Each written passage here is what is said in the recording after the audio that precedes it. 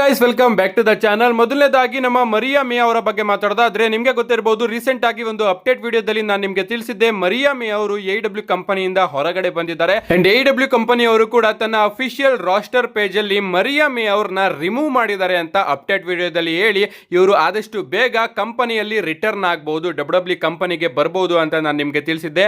And ನಿನ್ನೆ ನಡೆದಂತಹ NXT show ಅಲ್ಲಿ ಇವರ ರಿಟರ್ನ್ ಕೂಡ ನಮಗೆ ನೋಡೋದಕ್ಕೆ ಸಿಕ್ಕಿದೆ. ಇಷ್ಟು ಬೇಗ ಬರ್ತಾರೆ ಅಂತ ಅನ್ಕೊಂಡಿರಲಿಲ್ಲ, ನಾನು ಅನ್ಕೊಂಡಿದ್ದೆ ಎವಲ್ಯೂಷನ್ ಟೈಮ್ ಅಲ್ಲಿ ಬರಬಹುದು ಅಂತ. ಬಟ್ ಈಗ NXT ಅಲ್ಲಿ ನಮಗೆ ಮರಿಯಾ ಮೇ ಅವರು ನೋಡೋದಕ್ಕೆ ಸಿಕ್ಕಿದ್ದಾರೆ. ಅಂಡ್ WWE ಅವರು ಇವರ ನೇಮ್ ನು ಕೂಡ ಚೇಂಜ್ ಮಾಡಬಹುದು ಅಂತ ಅಪ್ಡೇಟ್ ಗಳು ಬರ್ತಾ ಇದೆ.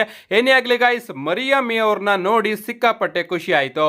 ನೆಕ್ಸ್ಟ್ ಅಪ್ಡೇಟ್ ಕಡೆ ಬರೋದಾದ್ರೆ ಇದಿರ್ತಕ್ಕಂಥದ್ದು ಸೂಪರ್ ಸ್ಟಾರ್ಸ್ ಗಳ ರಿಲೀಸಸ್ ಗಳ ಬಗ್ಗೆ. ನಿಮ್ಗೆ ಗೊತ್ತಿರಬಹುದು, WWE ಅವರು ಬಜೆಟ್ ಕಟ್ ಅಂತ ಈಗಾಗಲೇ ತುಂಬಾ ಸೂಪರ್ ಸ್ಟಾರ್ಸ್ ಗಳನ್ನ ರಿಲೀಸ್ ಮಾಡಿದ್ರು. ಅಂಡ್ ಈಗ ಮತ್ತೊಮ್ಮೆ ಆಟ್ರುತ್ ಆಗಿ ಕಾರ್ಲಿಟಾ ಅವ್ರನ್ನು ಕೂಡ WWE ಅವರು ರಿಲೀಸ್ ಮಾಡಿದ್ದಾರೆ. ಸೊ ಇಷ್ಟಕ್ಕೆ ನಿಲ್ಲೋದಿಲ್ಲ ಗೈಸ್, ಇನ್ನು ಕೂಡ ಬಹಳಷ್ಟು ರಿಲೀಸಸ್ ಗಳು ನಮಗೆ ನೋಡೋದಕ್ಕೆ ಸಿಗುತ್ತೆ.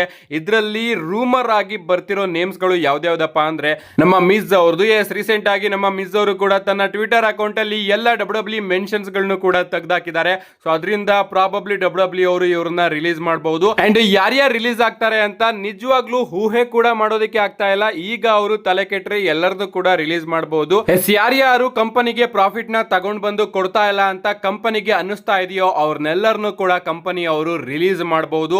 ಅಷ್ಟೇ ಅಲ್ಲ ಗೈಸ್, ಯಾರ್ಯಾರ ಕಾಂಟ್ರಾಕ್ಟ್ ಇನ್ನೂ ಕೂಡ ಇದೆಯೋ, ಇನ್ನೇನು 1 ತಿಂಗಳು 2 ತಿಂಗಳಲ್ಲಿ ಎಕ್ಸ್ಪೈರ್ ಆಗ್ತಾ ಇದೆಯೋ ಅವರಿಗೆ ಕೊಡುವಂತಹ ದುಡ್ಡಿಗೆ ಅವರು ನಮಗೆ ರಿಟರ್ನ್ ತಗೊಂಡು ಬಂದು ಕೊಡ್ತಾ ಇಲ್ಲ ಅಂತಾನು ಕೂಡ WWE ಗೆ ಅನ್ಸಿದ್ರೆ ಅವರ ಕಾಂಟ್ರಾಕ್ಟ್ ನು ಕೂಡ ಅವರು ರಿನ್ಯೂ ಮಾಡಿಸ್ಕೊಳ್ದಲೆ ಅದನ್ನು ಕೂಡ ರಿಲೀಸ್ ಮುಖಾಂತರ ತೆಗೆದಾಕಬಹುದು. ಈಗ ಆಟ್ರುತ್ ಆಗಿ ಕಾರ್ಲಿಟಾ ಅವರ ಸ್ಥಿತಿ ಕೂಡ ಅದೇ ರೀತಿ ನಮಗೆ ನೋಡೋದಕ್ಕೆ ಸಿಕ್ಕಿರೋದು.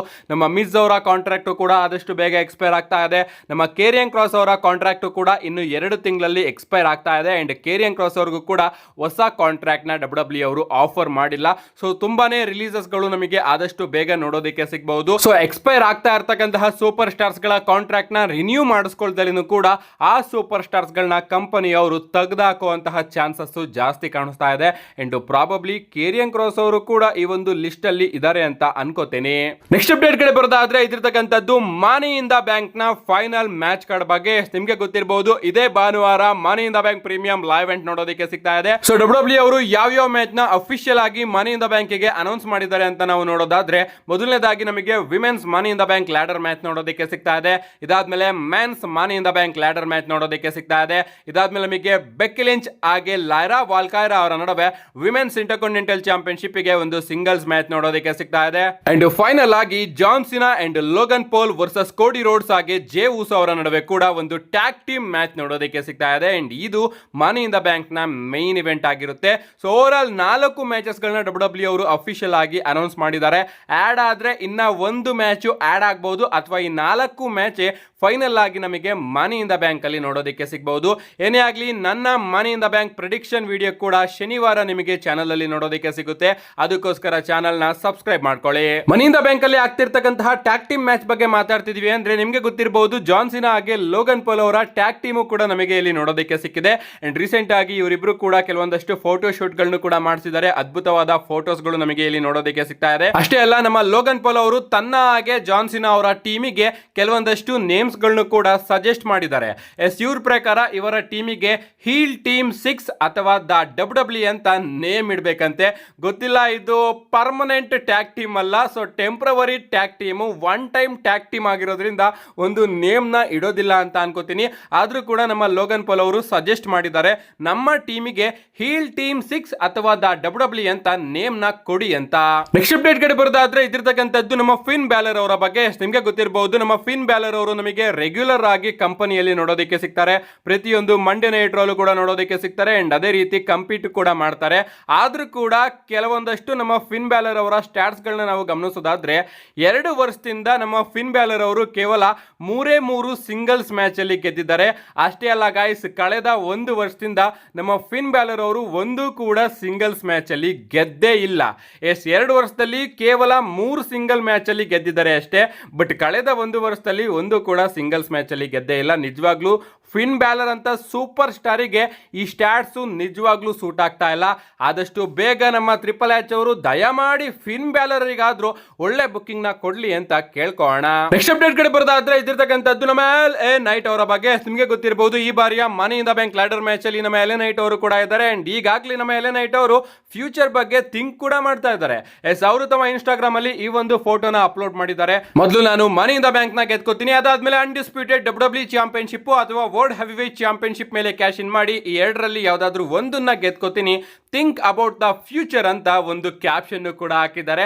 ನಿಜವಾಗ್ಲೂ ನಮ್ಮ ಎಲೆ ನೈಟ್ ಅವರು ಗೆಲ್ತಾರ? ನಿಮ್ಗೆ ಅನಿಸುತ್ತೆ? ನಿಮ್ಮ ಅನಿಸಿಕೆನ ಕಮೆಂಟ್ ಮಾಡಿ. ಅಂಡ್ ಈ ಬಾರಿಯ ಮನಿ ಇನ್ ದ ಬ್ಯಾಂಕ್ ನ ಗೆಲ್ಲುವಂತಹ ನಿಮ್ಮ ಫೇವರೇಟ್ ಕಂಟೆಸ್ಟೆಂಟ್ ಯಾರು ಅಂತಾನು ಕೂಡ ಕಮೆಂಟ್ ಸೆಕ್ಷನ್ ಅಲ್ಲಿ ಕಮೆಂಟ್ ಮಾಡಿ. ನನ್ನ ಪ್ರೆಡಿಕ್ಷನ್ ನ ನಾನು ಶನಿವಾರ ತಿಳಿಸ್ಕೊಡ್ತೀನಿ. ನೆಕ್ಸ್ಟ್ ಅಪ್ಡೇಟ್ ಕಡೆ ಬರೋದಾದ್ರೆ ಇದಿರ್ತಕ್ಕಂಥದ್ದು ನಮ್ಮ ಆಟ್ರೂತ್ ಹಾಗೆ ಕಾರ್ಲಿಟ್ ಅವರ ಬಗ್ಗೆ. ನಿಮ್ಗೆ ಗೊತ್ತಿರಬಹುದು ಕಂಪನಿಯವರು ಇವರಿಬ್ರು ಕೂಡ ರಿಲೀಸ್ ಮಾಡ್ತಾರೆ. ಇದಾದ್ಮೇಲೆ ಡಬ್ಲ್ಯೂ ಫ್ಯಾನ್ಸ್ ಗಳು ಡಬ್ಲ್ಯೂ ಕಂಪನಿನೇ ಹೈಜಾಕ್ ಮಾಡ್ತಾರೆ. ಸೂಪರ್ ಸ್ಟಾರ್ಸ್ ಗಳು ಕೂಡ ಇವರಿಬ್ಬರ ಸಪೋರ್ಟ್ ಅಲ್ಲಿ ನಿಲ್ತಾರೆ. ಅಷ್ಟೇ ಅಲ್ಲ, ಆಟ್ರೂತ್ ಹಾಗೆ ಕಾರ್ಲಿಟ್ ಅವರ ಟಿ ಶರ್ಟ್ ಗಳನ್ನ ಸೂಪರ್ ಸ್ಟಾರ್ಸ್ ಗಳು ಕೂಡ ಹಾಕೊಂಡು ಸೋಷಿಯಲ್ ಮೀಡಿಯಾದಲ್ಲಿ ಫೋಟೋಸ್ ಗಳನ್ನ ಶೇರ್ ಮಾಡ್ಕೋತಾರೆ. ಅಂಡ್ ಇದಾದ್ಮೇಲೆ ಡಬ್ಲ್ಯೂ ಅವರು ಸ್ಟ್ರಿಕ್ಟ್ ಆಗಿ ಸೂಪರ್ ಸ್ಟಾರ್ಸ್ ಗಳಿಗೆ ವಾರ್ನಿಂಗ್ ನ ಕೊಟ್ಟಿದ್ದಾರಂತೆ. ನೀವು ಯಾರು ಕೂಡ ಮಂಡೇ ನೈಟ್ ರೋ ಎಪಿಸೋಡ್ ಗಳಲ್ಲಿ ಆ ಒಂದು ಟಿ ಶರ್ಟ್ ಗಳನ್ನ ಹಾಕೊಂಡು ಬರಬಾರ್ದು ಅಂತ ಒಂದು ಸ್ಟ್ರಿಕ್ಟ್ ಆಗಿ ಡಬ್ಲ್ಯೂ ಕಂಪನಿ ಅವರು ಸೂಪರ್ ಸ್ಟಾರ್ಸ್ ಗಳಿಗೆ ವಾರ್ನಿಂಗ್ ನ ಕೊಟ್ಟಿದ್ದಾರೆ. ನಿಜವಾಗ್ಲೂ ಇದಂತೂ ಜಾಸ್ತಿ ಆಗ್ತಾ ಇದೆ. ಯಾಕಂದ್ರೆ ಇವರಿಬ್ರು ಕೂಡ ಕಂಪನಿಯಲ್ಲಿ ಇದ್ದಾರೆ, ಬಟ್ ಅವರ ಕಾಂಟ್ರಾಕ್ಟ್ ಇನ್ನ 1 ವಾರ ಅಥವಾ 2 ವಾರದಲ್ಲಿ ಎಕ್ಸ್ಪೈರ್ ಆಗ್ತಾ ಇದೆ. ಅದಕ್ಕೋಸ್ಕರ ನಾವು ನಿಮಗೆ ಹೊಸ ಕಾಂಟ್ರಾಕ್ಟ್ ನ ಕೊಡೋದಿಲ್ಲ ಅಂತ ಸ್ಟೋರಿ ನಡೀತಾ ಇರಬೇಕಾದ್ರೆ ಇವರಿಬ್ರು ಕೂಡ ಡಬ್ಲ್ಯೂ ಅವರು ಕಂಪನಿಯಲ್ಲಿ ಬುಕ್ ಮಾಡ್ತಾ ಇಲ್ಲ. ಅಂಡ್ ಸೂಪರ್ ಸ್ಟಾರ್ಸ್ ಗಳಿಗೂ ಕೂಡ ವಾರ್ನಿಂಗ್ ನ ಕೊಡಲಾಗಿದೆಯಂತೆ, ನಿಮ್ಮಲ್ಲಿ ಯಾರು ಕೂಡ ಇವರಿಬ್ಬರ ಮರ್ಚೆಂಡೈಸ್ ನ ಹಾಕೊಂಡು ಬರಬಾರ್ದು ಅಂತ. ನೆಕ್ಸ್ಟ್ ಅಪ್ಡೇಟ್ ಕಡೆ ಬರೋದಾದ್ರೆ ಇದಿರ್ತಕ್ಕಂಥದ್ದು ನಮ್ಮ ಕೆವಿನ್ ಓಯನ್ಸ್ ಅವರ ಬಗ್ಗೆ. ನಿಮಗೆ ಗೊತ್ತಿರಬಹುದು ನಮ್ಮ ಕೆವಿನ್ ಓಯನ್ಸ್ ಅವರಿಗೆ ಅನ್ಫಾರ್ಚುನೇಟ್ ಆಗಿ ನೆಕ್ ಇಂಜುರಿ ಆಗಿದೆ. ಅದಕ್ಕೋಸ್ಕರ ಅವರು ತನ್ನ ಮ್ಯಾಚ್ ನ ರಸಲ್ ಮೇನಿಯಾ 41 ನಲ್ಲಿ ಮಿಸ್ ಮಾಡ್ಕೋತಾರೆ. ಅಂಡ್ ಇನ್ನೂ ಕೂಡ ನಮ್ಮ ಕೆವಿನ್ ಓಯನ್ಸ್ ಅವರು ಸರ್ಜರಿಗೆ ಹೋಗಿಲ್ಲ. ಅಂಡ್ ರೀಸೆಂಟ್ ಆಗಿ ನಮ್ಮ ಕೆವಿನ್ ಓಯನ್ಸ್ ಅವರು ತನ್ನ ರಿಟರ್ನ್ ಬಗ್ಗೆ ಮಾತಾಡ್ತಾ, ನನ್ನ ಈ ಒಂದು ನೆಕ್ ಇಂಜುರಿ ಏನಾದ್ರೂ ಫುಲ್ಲಿ ರಿಕವರಿ ಆದ್ರೂ ಕೂಡ ನಾನು ಇನ್ ರಿಂಗ್ ರಿಟರ್ನ್ ಮಾಡೋದು ಸಿಕ್ಕಾಪಟ್ಟೆ ಡೌಟ್ ಇದೆ. ಈಗಲೇ ನಾನು ಏನು ಕೂಡ ಹೇಳೋದಕ್ಕೆ ಆಗೋದಿಲ್ಲ.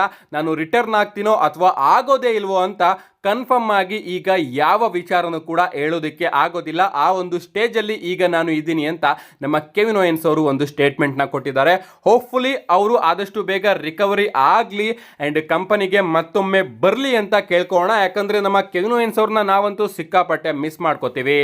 ನಮ್ಮ ನೆಕ್ಸ್ಟ್ ಅಂಡ್ ಫೈನಲ್ ಅಪ್ಡೇಟ್ ಕಡೆ ಬರೋದಾದ್ರೆ ಇದಿರ್ತಕ್ಕಂಥದ್ದು ನಮ್ಮ ಟ್ರೈಬಲ್ ಚೀಫ್ ರೋಮನ್ ರೈನ್ಸ್ ಅವರ ಬಗ್ಗೆ. ನಮ್ಮ ಟ್ರಿಪಲ್ ಎಚ್ ಅವರು ರೋಮನ್ ರೈನ್ಸ್ ಅವರಿಗೆ ರಜೆ ಮೇಲೆ ರಜೆ ಕೊಡ್ತಾನೆ ಹೋಗ್ತಾ ಇದ್ದಾರೆ. ಅಂಡ್ ಡಬ್ಲ್ಯೂ ಕಂಪನಿಯಲ್ಲಿ ರೋಮನ್ ರೈನ್ಸ್ ಅವರು ಇದಾರೆ ಅನ್ನೋದನ್ನ ಫ್ಯಾನ್ಸ್ ಗಳು ಮರಿಲಿ ಅಂತ ನಮ್ಮ ಟ್ರಿಪಲ್ ಎಚ್ ಅವರು ಈ ರೀತಿ ರಜೆಗಳನ್ನ ಕೊಡ್ತಾ ಇರಬಹುದು. ಏನೇ ಆಗ್ಲಿ, ರೋಮನ್ ರೈನ್ಸ್ ಅವರ ರಿಟರ್ನ್ ಬಗ್ಗೆ ಮಾತಾಡ್ತಿದ್ವಿ ಅಂದ್ರೆ ನಿಮ್ಗೆ ಗೊತ್ತಿರಬಹುದು ಈ ತಿಂಗಳಲ್ಲಿ ರೋಮನ್ ರೈನ್ಸ್ ಅವರು ರಿಟರ್ನ್ ಆಗಬಹುದು ಅಂತ ಅಪ್ಡೇಟ್ ಗಳು ಬರ್ತಾ ಇತ್ತು. ಅಂಡ್ ಈಗ ಆ ಅಪ್ಡೇಟ್ ಗಳು ಮತ್ತೊಮ್ಮೆ ಸ್ಟ್ರಾಂಗ್ ಆಗಿ ಬರ್ತಾ ಇದೆ. ಅಂಡ್ ಅಪ್ಡೇಟ್ ಗಳು ಬರ್ತಿರೋ ಪ್ರಕಾರ ರೋಮನ್ ರೈನ್ಸ್ ಅವರು ನಮಗೆ ಮನಿ ಇನ್ ದ ಬ್ಯಾಂಕ್ ಅಲ್ಲಿ ರಿಟರ್ನ್ ಆಗ್ತಾರಂತೆ. ಹೋಪ್ಫುಲಿ ಅವರು ಸೆತ್ ರೋಲೆನ್ಸ್ ಅವರ ಮೇಲೆನೆ ರಿಟರ್ನ್ ಆಗ್ತಾರೆ ಅಂತ ಅನ್ಕೋತೀನಿ. ಒಂದು ನಮ್ಮ ಸೆತ್ ರೋಲೆನ್ಸ್ ಅವರು ಬ್ರೀಫ್ ಕೇಸ್ ನ ಗೆಲ್ಲೋ ಟೈಮಲ್ಲಿ ನಮ್ಮ ರೋಮನ್ ರೈನ್ಸ್ ಅವರು ಬಂದು ಅವರನ್ನ ಸ್ಕ್ರೂಡ್ ಮಾಡಬಹುದು. ಅಷ್ಟೇ ಅಲ್ಲ, ಬ್ರೀಫ್ ಕೇಸ್ ನ ಗೆದ್ದು ಮೇನ್ ಇವೆಂಟ್ ಅಲ್ಲಿ ನಮ್ಮ ಸೆತ್ ರೋಲೆನ್ಸ್ ಅವರು ಏನಾದ್ರು ಕ್ಯಾಶ್ ಇನ್ ಮಾಡೋದಕ್ಕೆ ಹೋದಾಗ ಅಲ್ಲೂ ಕೂಡ ರೋಮನ್ ರೈನ್ಸ್ ಅವರ ರಿಟರ್ನ್ ನಮಗೆ ನೋಡೋದಕ್ಕೆ ಸಿಗಬಹುದು. ಏನೇ ಆಗ್ಲಿ, ಮನಿ ಇನ್ ದ ಬ್ಯಾಂಕ್ ಅಲ್ಲಿ ರೋಮನ್ ರೈನ್ಸ್ ಅವರು ರಿಟರ್ನ್ ಆಗ್ತಾರೆ ಅಂತ ಅಪ್ಡೇಟ್ ಗಳು ಬರ್ತಾ ಇದೆ. ನಿಮ್ಗೆ ಅನ್ಸುತ್ತೆ ಇದ್ರ ಬಗ್ಗೆ ನಿಮ್ಮ ಅನಿಸಿಕೆನ ಕಮೆಂಟ್ ಮಾಡಿ. ಅಂಡ್ ಈ ಒಂದು ಟೈಮ್ ಅಲ್ಲಿ ಬೋರಿಂಗ್ ಆಗ್ತಿರ್ತಕ್ಕಂತಹ ಡಬ್ಲ್ಯೂ ನ ಇಂಟ್ರೆಸ್ಟಿಂಗ್ ಆಗಿ ಕನ್ವರ್ಟ್ ಮಾಡಬೇಕು ಅಂದ್ರೆ ಅದಕ್ಕೆ ರೋಮನ್ ರೈನ್ಸ್ ಅವರ ಅಗತ್ಯಕತೆ ಸಿಕ್ಕಾಪಟ್ಟೆ ಇದೆ. ಹೋಪ್ಫುಲಿ ಅವರು ಮನಿ ಇನ್ ದ ಬ್ಯಾಂಕ್ ಅಲ್ಲಿ ಬರ್ತಾರೆ ಅಂತ ಅನ್ಕೋತೀನಿ. See you guys in my next video.